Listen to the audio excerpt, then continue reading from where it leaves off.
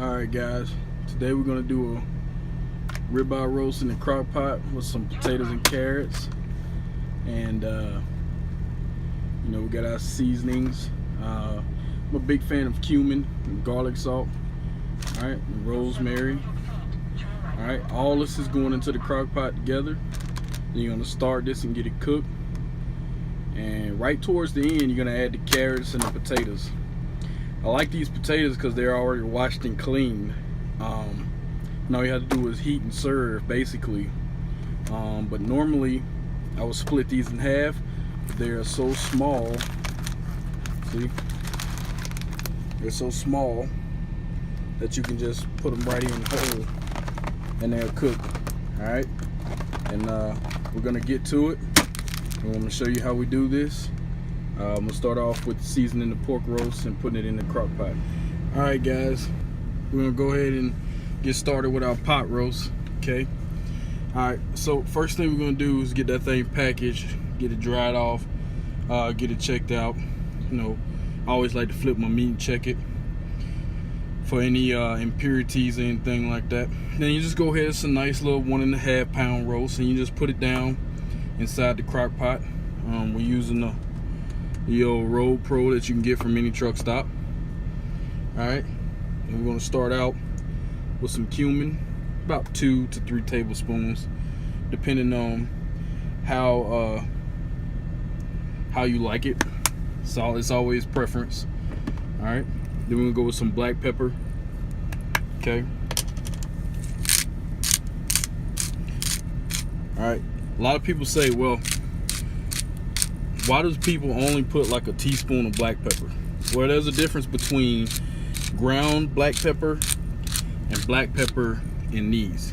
Okay, fresh ground black pepper goes a long ways. All right, I like to coat mine. I like mine to be nice and peppery. Okay, doesn't necessarily have to be this much pepper, but if you do use this much pepper, just think about the people if you're feeding somebody else.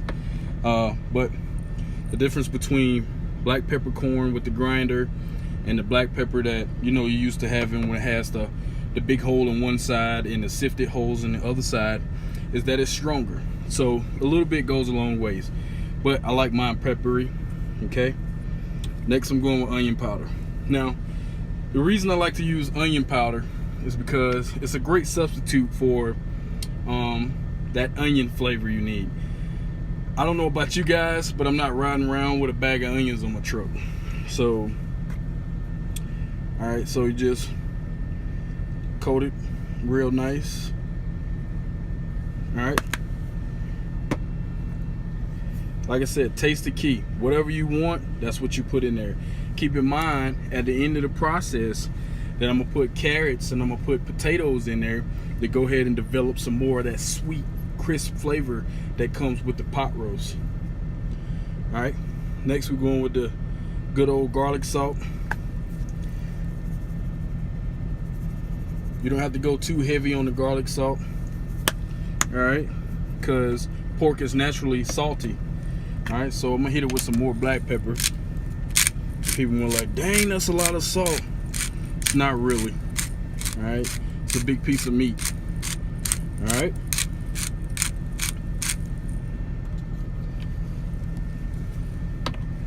Alright. Next we're going to use some fresh cut rosemary. You can get this at Walmart, anywhere from $1 to $2, and it lasts very long. You don't have to cut this or anything like that. You're just gonna stick it right in here on top, just like this. Okay. If you want to crisscross it, if you want to break it, I'll show you. If you want to snip it like that, give it more flavor, you can do that. You're not gonna eat it, you're just using it for flavor. So these are very big. I love these. I'll give you guys a tip. The Gourmet Gardens came out with a different idea on how to store some fresh needed herbs if you're on the truck. I find these very handy. Very handy. They're a little expensive, but they go a long way. If you eat a lot of cilantro, chives, and parsley. They also have thyme and different things like that, but these are the biggest three that I use. So I use rosemary when I'm doing meats and stuff like that. All right. Last but not least, water. All right. People say, well, how much water are you supposed to put in there? Some people don't believe in putting in water, but I was raised where you kind of do. So the water only does two things: makes a beautiful gravy and stops the meat from burning to the pot. That's all it does. And keeps your meat nice and juicy because you're gonna let it cook for a long time. So I've been driving for 4.5 hours. I'm gonna put this on and I'm gonna keep rolling. When I get to Albuquerque, I'm about 5 hours away from Albuquerque. I'll pull in the Albuquerque, cut up the potatoes and the carrots, and I'll put it in there. You don't need much. That's it. That is it. Alright. Then you're gonna put your top on. You wanna put your little waistband, your band on so it won't waste. Plug it into your AC adapter. And that's it. That's it, guys. And you want to keep checking on it. Once you stop, jump out, use the bathroom or whatever, you just hop back here and you check it out. And when you finish, you just put your carrots. Just put your carrots in. Put your potatoes in. You could cut them or put them in whole. And right before you stop for the night, say that like that last restroom stop, after you get your hands all washed and stuff, you jump in the back, throw your carrots and your potatoes in there. By the time you get to your parking area, you have a good meal. So it's your boy Big Al. See y'all in a second with the finished product, and stay safe. All right, here we go, guys. I'm stopped. Okay, getting ready to ride my last 2 hours on in Albuquerque. All right, some things been cooking. It's either an hour or 2 hours, probably about an hour. So let's check this thing. It's pretty hot. All right. Oh, I wish y'all could smell that. All right, so this thing is cooking pretty nice. All right, so I cut my potatoes in half because I just this is just a preference. All right, and so what you're gonna do now is just, these are the organic carrots and the potatoes you've seen. It doesn't have to be nothing picky. It doesn't have to be organic. I'm just not a big carrot fan, so when I do, all right, that's the way I like to do it. Take you a good old fork, and then at this point you can go ahead and just put it in there. And how you can tell it's done is fork tender. Ooh-wee. Look at that. Can't get my fork in there all the way. But you should be able to take 2 forks, pry it apart. And it's almost where I wanted to be. Almost. This thing is juicy. Ooh.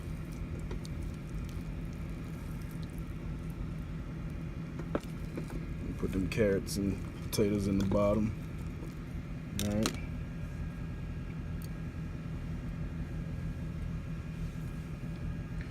All right, let's cut into this thing, see what we're looking like.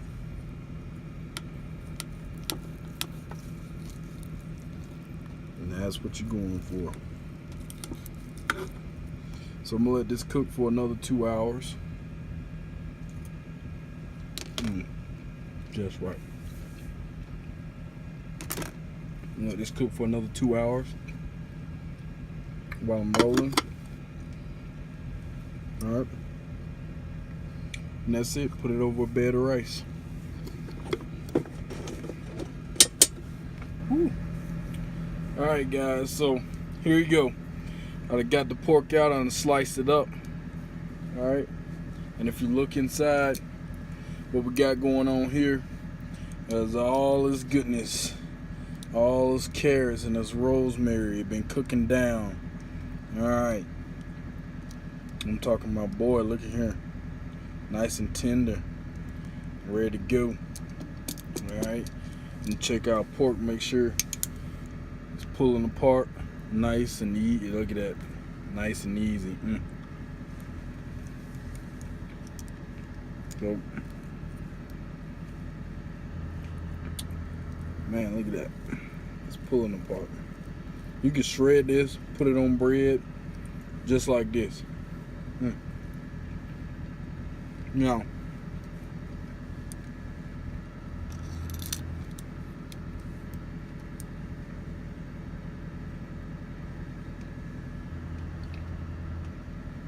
that's good.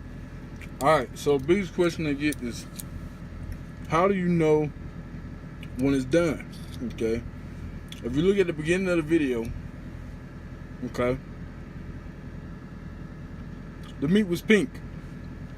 Okay, if you look here, you have white flesh, and then you have a dark side over here. This is the dark part, so it's still gonna be a little bit pinkish, but this is the part that you're looking at. Once the inside is white, it's nice and tender, it's done. You can also press on it. All right, if it's a little bouncy, it's pretty much done. You can also use a thermometer. Once you get up, depending on what you're cooking, what's the temperature on that meat, you stick your thermometer in, and once it cooks at that temperature for a certain amount of time, it's done. But the best way to tell is a shred test. So you basically pick a piece of meat up like this and you just pull it. If it pulls off that easy, it's pretty much done, just like that. So that's how you can tell it's done. Now, what I'm going to do, all right, I'm gonna remove these tongues. I got these at these are mini tongues. They're literally the length of a fork. If you could tell, they're literally the length of a fork. Got them Bed Bath & Beyond, $1.99. Okay. Now what I'm gonna do here is remove all of our all of the vegetables, rosemary as well. We want all that stuff out of there. So somebody said, well, what can I do with this juice? So basically what you made is a stock. Basically, it's what you just made is a stock.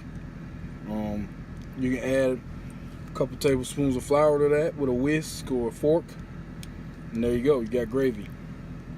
All right. But what I'm about to do, okay, something a lot of people don't know how to do, and let's make rice. All right. There are different kind of ways to make rice on the truck. A lot of people have a rice cooker. A lot of people have pressure cookers, whatever. Some people even have stoves. All right. The whole name of the game for my situation is I want to cook for cheap. I don't want to do the fancy stuff. All right. I want to use paper plates. I want to use plastic forks. I want to use normal everyday stuff. I don't want to cook fancy. I mean, I'm gonna cook fancy, make fancy meals with everyday items, as I can say. All right. So my favorite way of making rice, Uncle Ben, my good friend Uncle Ben. All right. If you're gonna make rice, anything, this is a good way to go. All right. Some people are gonna say, well, why don't you just pop this in the microwave? I don't have a microwave. So what I'm going to do at this point, I'm not going to strain it. I'm not going to do anything. I'm going to leave it just like that. And this is the 90-second bags at Walmart, $1.84 a pouch. If you get 5 of these, they usually last. They don't spoil as quick as you think. And all you're going to do is add your rice to that broth. Now, I don't usually eat the whole pack because it's just me. So what I do is I put it in here. It's already cooked. It said al dente, dente, however you want to call it. And you just put it in here like this. Cook it for about 5 minutes. All it does is absorbing all that liquid. And just come back 5 minutes. You can literally eat this right out the bag. It's cooked. It's right at the point before it's perfect. So these are a game changer. All right. And once you're done, you just scoop it out onto your plate. You can add a little barbecue sauce if you would like. Shred it, put it on bread. Anything. You got a meal. Now, I'm going to package this up. This is going to be a 2-day meal. So I won't cook tomorrow. So for lunch I have maybe a hot dog or maybe a salad, some fruit. And then I'll just warm this back up in the hot box for dinner. That's all. So there you have it. You got a slow cooker ribeye roast with vegetables and rice right here. That simple. And it was all did. It was no hard time, no cooking, no foul, no nothing. It's just simple, very simple. I'm gonna continue to make meals like this on the truck. If you have any ideas, anything that you want to see, feel free to hit me up, Flamingo Team 6 at Instagram, or Flamingo Team 6 Snapchat, or Flamingo Team 6 at gmail.com. This your boy Big Al. You guys stay up, stay straight, and stay safe. And salute to you.